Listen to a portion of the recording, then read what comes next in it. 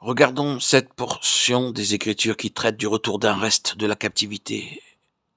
C'est sans cesse un retour, non pas vers Jérusalem, mais à Sion. Dieu désire Sion. C'est Jérusalem comme le Seigneur désirerait la voir, et non pas comme elle est actuellement. Les rachetés de l'Éternel retourneront, ils iront à Sion avec chant de triomphe. Et une joie éternelle couronnera leur tête. L'allégresse et la joie s'approcheront, la douleur et les gémissements s'enfuiront. Ésaïe 35, 10. Le Seigneur dit, je retourne à Sion. Zacharie 8, 3. Oui, je reviens à Jérusalem, Zacharie 1, 16.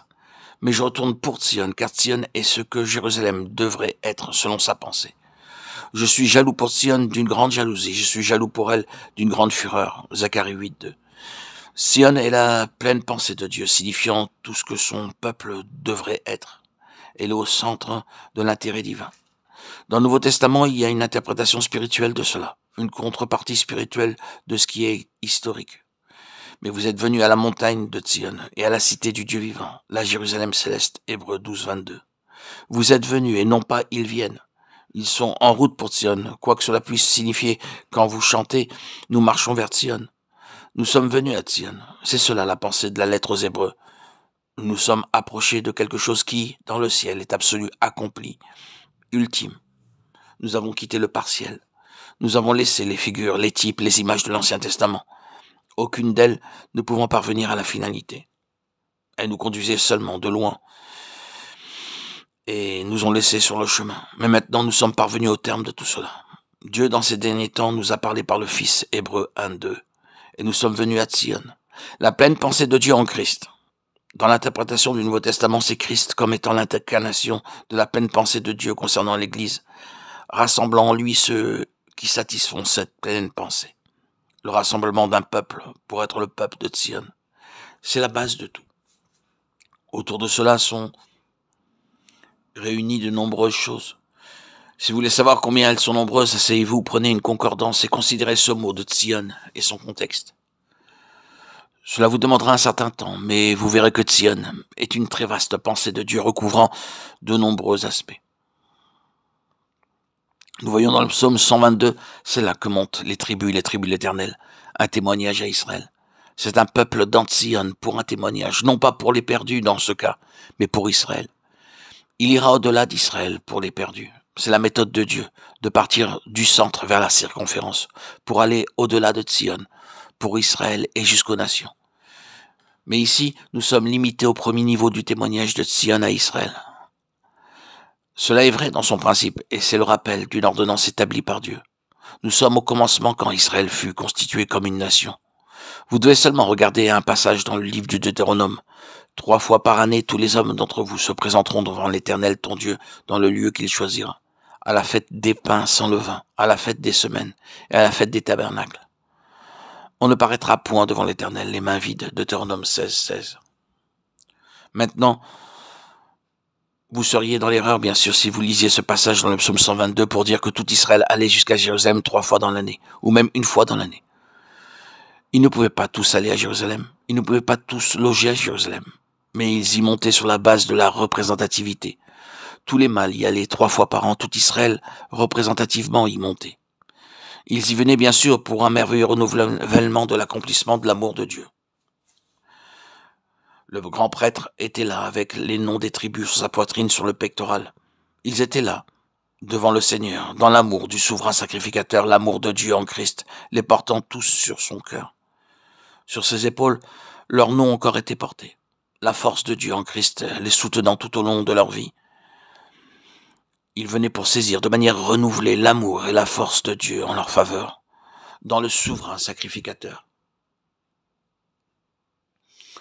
Le point central est de savoir que Dieu recherche ce que Sion signifie, c'est-à-dire une compagnie représentative qui a un témoignage plus plein pour tout Israël et qui sera dans l'expérience de ces choses en faveur des autres nations.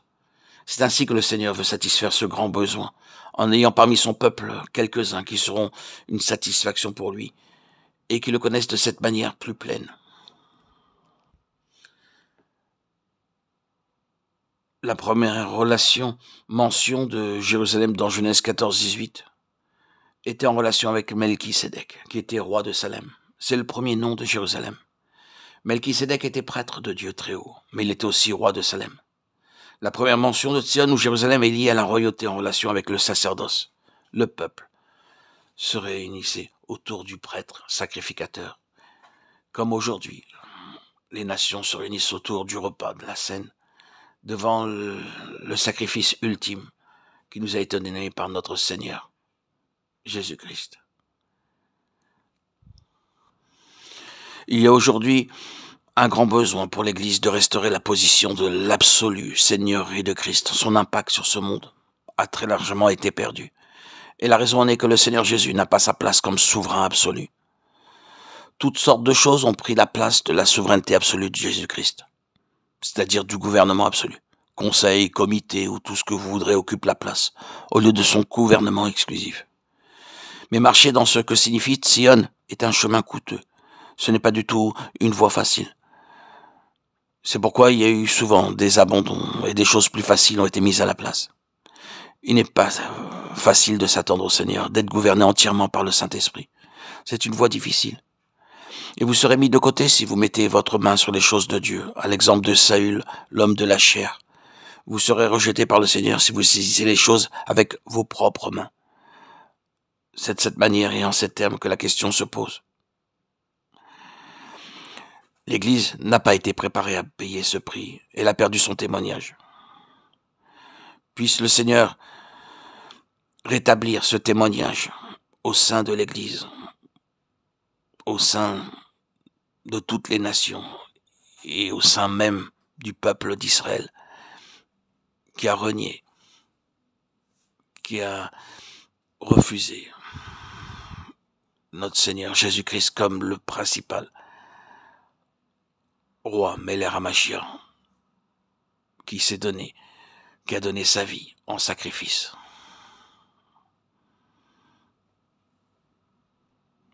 Pour nous racheter et faire de nous ses enfants, ses héritiers, co-héritiers du royaume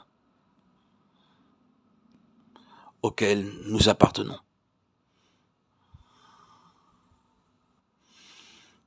Par notre foi en Christ, nous sommes sa propriété. Et notre volonté, nos désirs, notre vie lui appartiennent.